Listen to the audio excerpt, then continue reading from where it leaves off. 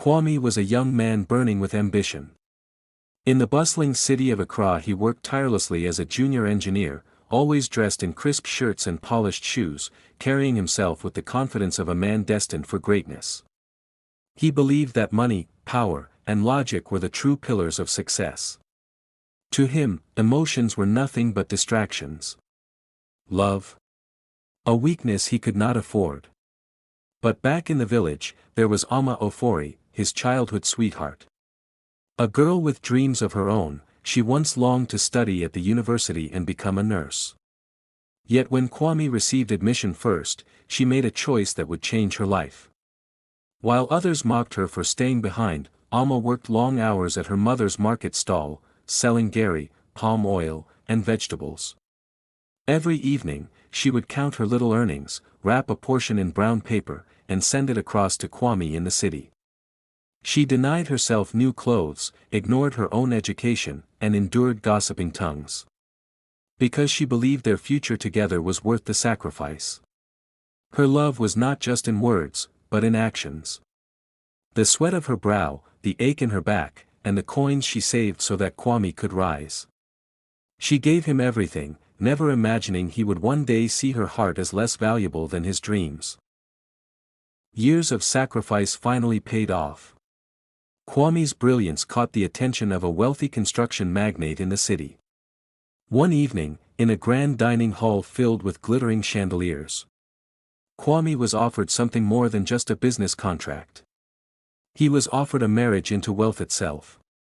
The businessman's daughter, Abina, was beautiful, well-connected, and came with the promise of influence and a fortune that could lift Kwame to heights he had only dreamed of. His mind calculated quickly. With Abina came money, status, and doors that would never close. To a man driven by logic, the choice was clear. But for Ama Ofori, the news came like a storm without warning. There was no letter, no explanation, not even a farewell. Kwame simply stopped coming home, stopped answering her letters, and in time, she saw his wedding pictures in the newspapers, standing proudly beside another woman, dressed in luxury, smiling as though she had never existed. Her heart broke into pieces too many to gather. Nights turned long and heavy, her pillow soaked with tears as she whispered into the darkness. If my love must be silent, let it still be true. Even if he forgets me, I will not forget to pray for him. And so, while Kwame climbed ladders built on wealth, Amma carried the quiet weight of love betrayed but not destroyed. Years slipped by, and Kwame rose like smoke in the city sky. He owned a fleet of cars, dined in glittering halls, and built a company that carried his name. To outsiders, he looked like a man who had conquered life. But inside the four walls of his mansion, his marriage was a battlefield. His wife, Abina, loved diamonds more than devotion. Luxury more than loyalty. Every conversation ended in quarrels about money. Every silence heavy with greed. While Kwame chased fortune in the city, Ama Ofori walked a different path. With nothing but her modest teacher's salary, she chose service over wealth. In a small village classroom with cracked walls and broken benches, she taught barefoot children how to read and dream. And when school was over, she opened her little home to orphans, sharing her meals of yam and beans, whispering hope into lives forgotten by the world. Then came the storm. A government contract failed. Debts mounted, and in a single season, Kwame's empire crumbled. The laughter of his friends vanished with the money they once enjoyed. His mansion grew empty. His cars were seized, and even Abina, the wife he had chosen for wealth, packed her gold jewelry and walked out without a backward glance. Alone, broken, and drowning in shame. Kwame found himself in a tiny one-room apartment, the walls bare, his phone silent. And it was in that darkness that a soft knock came at his door. When he opened it, there stood Ama Ofori, carrying a basket of food, her eyes filled not with anger, but with compassion. The very woman he once abandoned had returned. Not to remind him of his betrayal, but to lift him from the ruins. The once proud Kwame eventually sat outside his apartment on a wooden bench. His shirt was faded, his shoes dusty, his face weary. He held his head in his hands, unable to meet her eyes. Everything he had built. His wealth. His position. His name, had crumbled into dust. And yet, here she was. Ama Ofori. The woman he had once abandoned, now standing before him with a calm strength that pierced his shame. She placed a small parcel of wache, neatly wrapped in plantain leaves, on the rickety table. The aroma filled the tiny room, reminding him of simpler days long before wealth and pride blinded him. Kwame lifted his eyes slowly, his voice trembling, almost breaking. Ama. Why? Why would you help me, after all I did to you? I don't deserve your kindness. For a moment, silence filled the air. A soft wind rustled the mango trees nearby, carrying with it the sound of distant children's laughter. Amma knelt down so her eyes met his. Her face carried no anger, no bitterness. Only a quiet strength. Kwame. Love is not foolishness. Love is wisdom. You see, the mind seeks gain. But the heart seeks meaning. And what is life without meaning? Her words were simple, yet they struck him harder than any sermon, sharper than any professor's lecture. In that moment, Kwame felt his defenses crumble. The man who once worshipped logic and wealth now saw how blind he had been.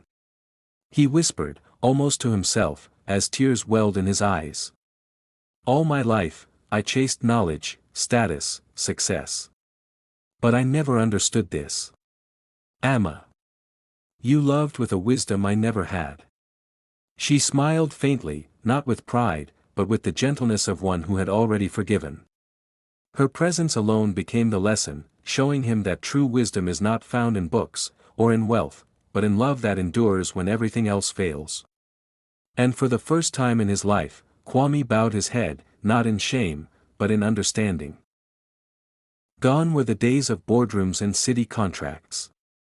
Kwame now woke up each morning to the crowing of roosters and the chatter of villagers preparing for the day. His proud suits had been replaced by a simple cotton shirt, rolled at the sleeves, and a pair of worn sandals. He had humbled himself, returning to his roots as a simple village engineer. By day, he repaired broken village roads with nothing more than crude tools and determination. When the rains washed away a footpath, Kwame was the first to dig trenches to redirect the water. When farmers struggled to irrigate their fields, he sketched out makeshift channels in the soil, working side by side with them under the scorching sun. And through it all, Ama Ofori was by his side. She encouraged him when his hands blistered, comforted him when shame from his past crept in, and reminded him that true dignity was not found in the wealth he once chased but in service to others. Her quiet laughter in the evenings, her simple meals shared under the moonlight, and her tireless love slowly healed the broken man he once was. As months turned into years, their bond grew stronger than ever. What had once been shattered was gently rebuilt, piece by piece. Not with grand gestures, but with patience, kindness, and the wisdom of love. And when people in the village looked at Kwame, no longer the proud city man, but a humble servant of the community, they often asked him the secret of his peace. He would pause, his eyes softening as they drifted to Amma, who might be tending to children nearby or carrying food to a neighbor in need. A faint smile would touch his lips as he said, "Books gave me knowledge. But Amma's love gave me wisdom." The evening sun dipped low over the horizon, casting a golden glow across the village. Children's laughter echoed in the distance, blending with the sound of birds returning to their nests.